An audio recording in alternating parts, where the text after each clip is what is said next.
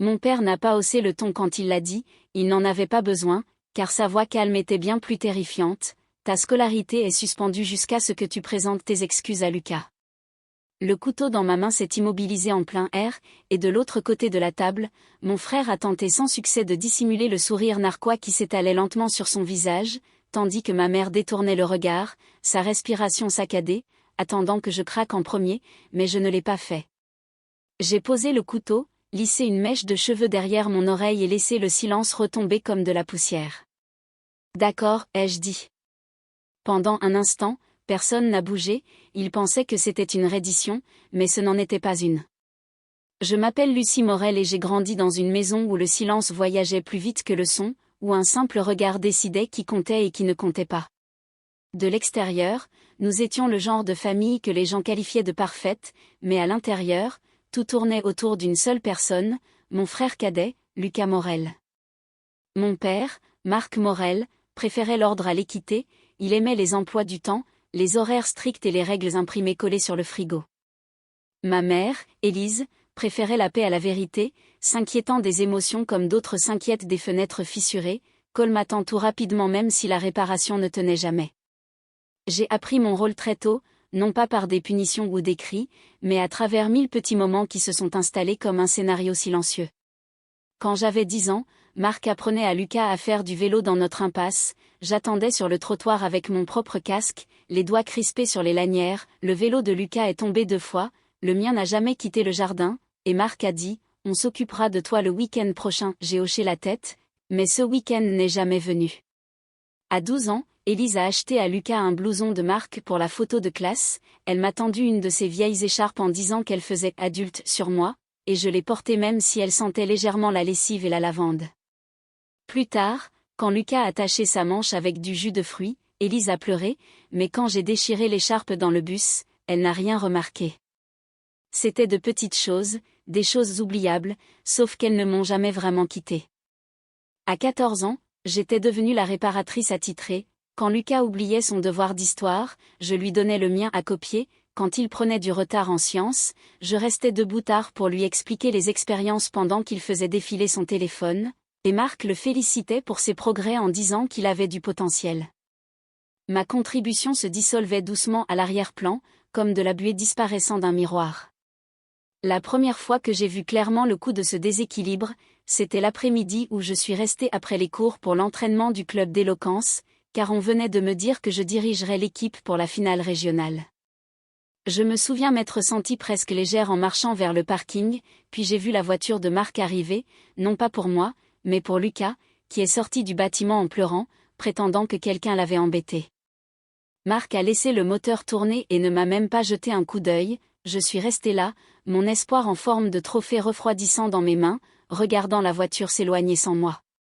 Mais le moment qui a tout défini s'est produit un soir d'hiver dans le parking souterrain du lycée, sous la lumière jaune vacillante, alors que Lucas coinçait un élève plus jeune, Raphaël, un garçon calme de ma classe de maths, le pressant contre un pilier en béton. Je me suis figée une seconde, observant la peur redessiner le visage de Raphaël, et quand Lucas l'a poussé assez fort pour le faire tomber, je me suis avancée par instinct. Plus tard à la maison, Élise a balayé l'incident en disant que c'était juste des jeux de garçons. Marc m'a averti de ne pas faire de scandale, et Lucas, lui, souriait comme si rien ne s'était passé. C'est là que le scénario est devenu limpide, Lucas causait les dégâts, je portais la responsabilité, et dans notre maison, cela n'allait jamais changer. La nuit où tout a basculé n'était pas bruyante, elle ne l'est jamais dans ma famille. Nous étions au milieu du dîner lorsque mon père, Marc, s'est essuyé la bouche avec le coin de sa serviette et a parlé comme s'il annonçait une nouvelle politique d'entreprise. Tu monteras sur l'estrade de l'amphithéâtre demain et tu présenteras tes excuses à Lucas devant tout le lycée, clair et simple. De l'autre côté de la table, mon frère Lucas, le centre choisi de la famille, gardait les yeux baissés, mais le petit sourire tirant sur sa bouche le trahissait, tandis que ma mère, Élise, joignait les mains comme si elle se préparait à un impact. Je n'ai pas parlé au début, laissant les mots peser, lourds et familiers.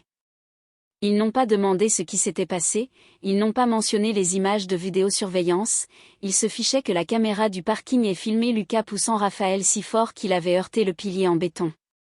La famille reste soudée, a murmuré Élise, la voix tremblante de cette façon qu'elle utilisait quand la culpabilité était censée faire le travail à sa place. C'est simple, a ajouté Marc, une excuse et ce désordre disparaît. Sauf que ce n'était pas simple, ça ne l'avait jamais été, il voulait que je réécrive la vérité publiquement, que je me tienne sous les projecteurs et que je dise que leur garçon en or s'était simplement défendu, parce que cette version de l'histoire maintenait l'équilibre de la maison, parce que ma dignité valait moins que l'image de Lucas. Alors, vous voulez que je mente, ai-je dit doucement. Marc a secoué la tête, je veux que tu sois responsable. Responsable ? Ce mot me suivait depuis l'enfance, assez flexible pour se tordre en tout ce dont ils avaient besoin de moi. Lucas a finalement levé les yeux, brillant d'attente. Fais-le, Lucie, c'est pas la mort. C'était étrange comme tout semblait calme à ce moment-là, le cliquetis des fourchettes, le bourdonnement faible de la lumière de la cuisine, l'odeur des légumes rôtis refroidissant sur la table, je ne ressentais pas de colère, seulement de la clarté. J'ai inspiré lentement, lissé une mèche de cheveux derrière mon oreille, une habitude que je n'avais jamais totalement perdue, et j'ai senti le changement se produire en moi, petit, précis, final.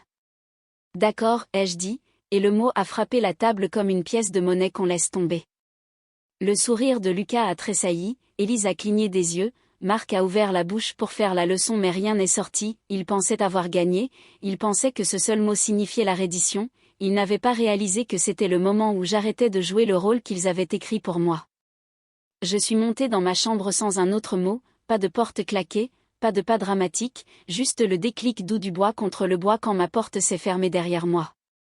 C'était la limite la plus silencieuse que j'ai jamais tracée, si silencieuse qu'ils ne l'ont même pas entendue. Je suis restée là un long moment, laissant le silence s'installer, la maison respirait de manière inégale, les voix en bas étouffées dans un bourdonnement bas et chaotique, mais je n'écoutais pas. J'ai marché jusqu'à mon bureau, ouvert mon ordinateur portable et réveillé l'écran, la lumière s'est déversée dans ma chambre, propre et stable, comme un nouveau départ attendant d'être tapé pour exister. J'ai ouvert un document vierge et commencé à lister ce dont j'avais besoin, bulletin scolaire, lettres de recommandation, fichiers vidéo, conditions de transfert, calendrier. Taper calmait mon pouls, chaque clic était un choix que je n'avais pas eu le droit de faire auparavant.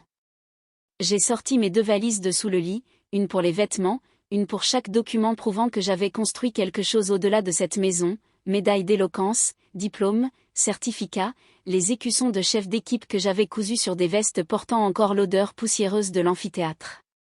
J'ai tout disposé sur le tapis en rangées soignées, les organiser me donnait l'impression de récupérer des morceaux de moi-même un par un. Le couloir a craqué une fois, quelqu'un s'est arrêté, puis s'est éloigné, je n'ai pas ouvert la porte. À la place, j'ai envoyé un seul SMS à la seule personne qui ne m'avait jamais fait sentir petite, Maya, c'est le moment. Sa réponse est arrivée instantanément, même à cette heure-là, dis-moi ce qu'il te faut.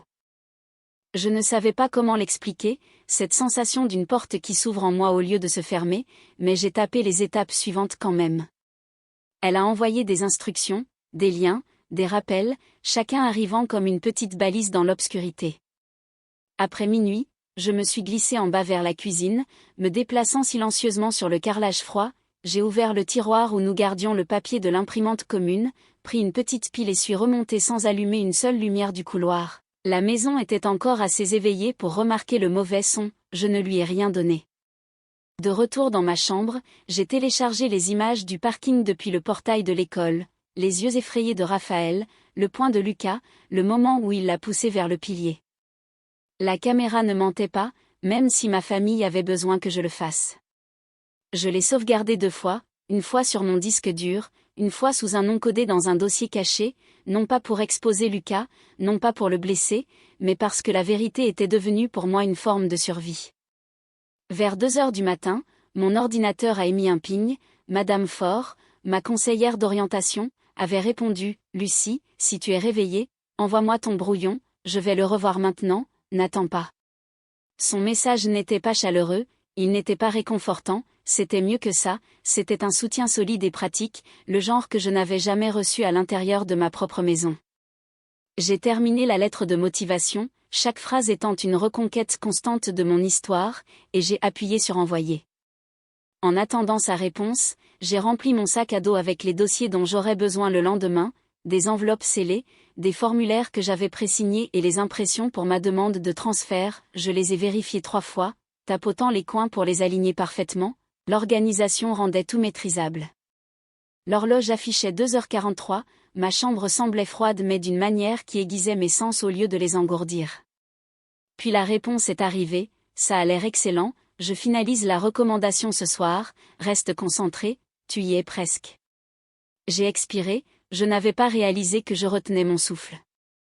À l'aube, ma chambre ressemblait au tableau de preuve de mon propre avenir, 2 valises fermées et prêtes, vêtements pliés, documents arrangés en une grille précise sur mon bureau, mon ordinateur portable fermé, le chargeur enroulé proprement autour de son bloc, mon carnet ouvert sur une liste à puces fraîchement cochée. Quand la maison est finalement redevenue silencieuse, je me suis glissée à travers ma routine matinale, douche, jean, pull, chaussures, chaque mouvement délibéré, ne pas se précipiter, ne pas se cacher, juste être stable. J'ai marché jusqu'au lycée tôt, bien avant que la cohue habituelle des élèves ne remplisse les couloirs. L'air dehors était frais, presque métallique, le ciel était encore rose sur les bords. J'ai attaché mes cheveux en une queue de cheval lâche, sentant le léger tremblement de l'anticipation courir dans mes doigts.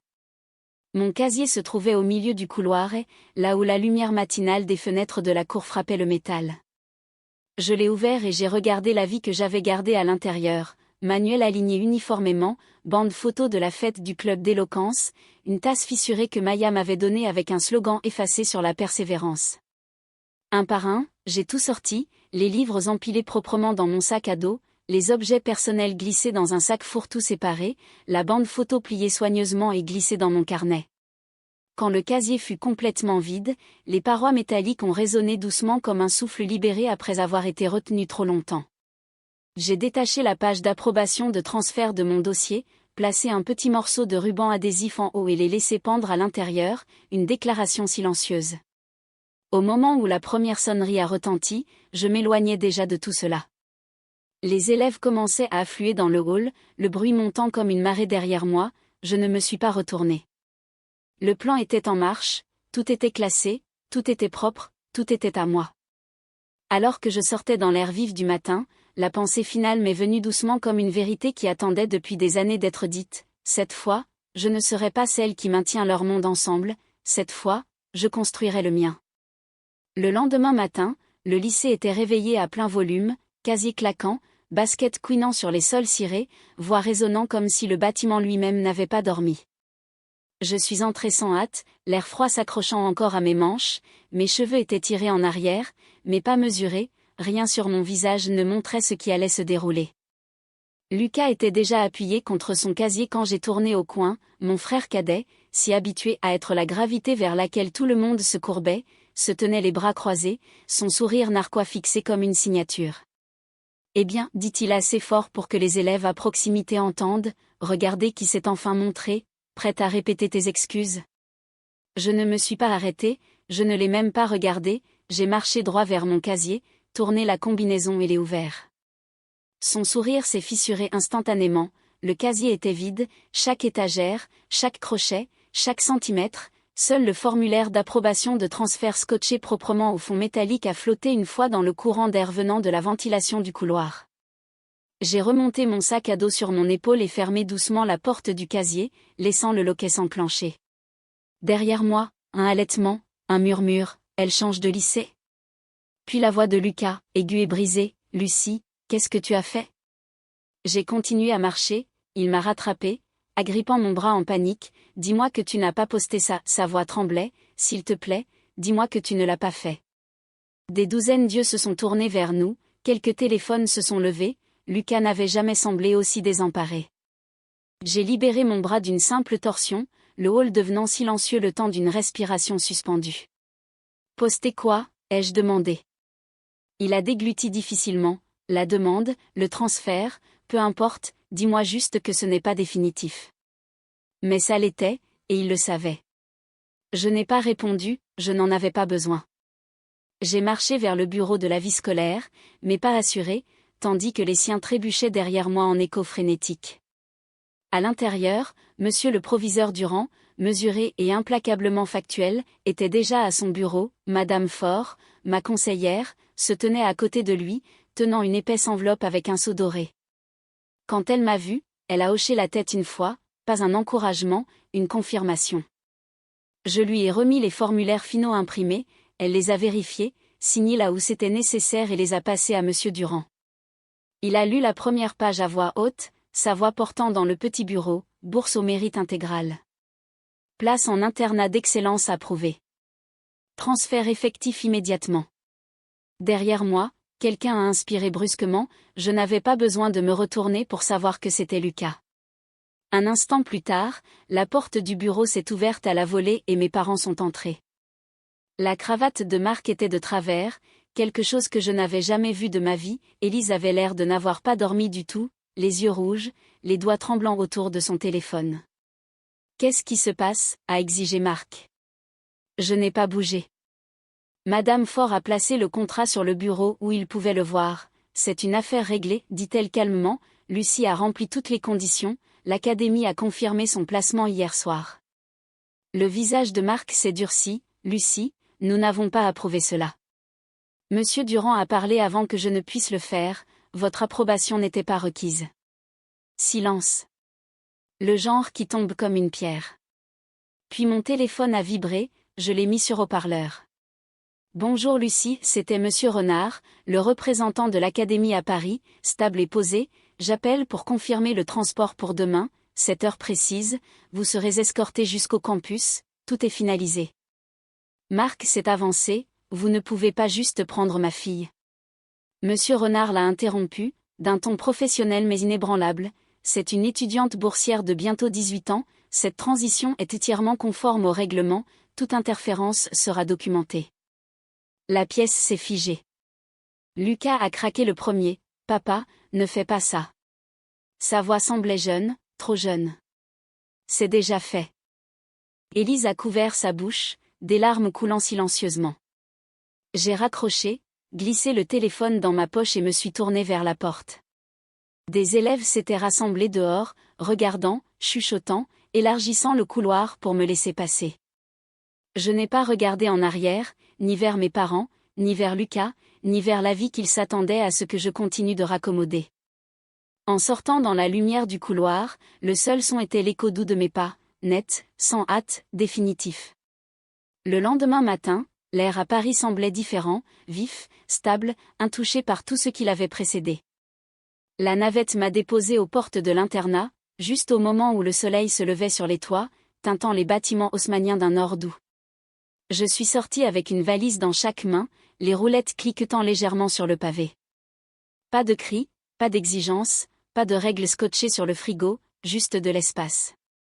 À l'intérieur du dortoir, le couloir sentait légèrement la peinture fraîche et la lessive propre. Ma nouvelle chambre était petite, lumineuse et calme d'une manière qui ne ressemblait pas à une punition. J'ai posé mes sacs, ouvert la fenêtre et laissé l'air matinal s'engouffrer.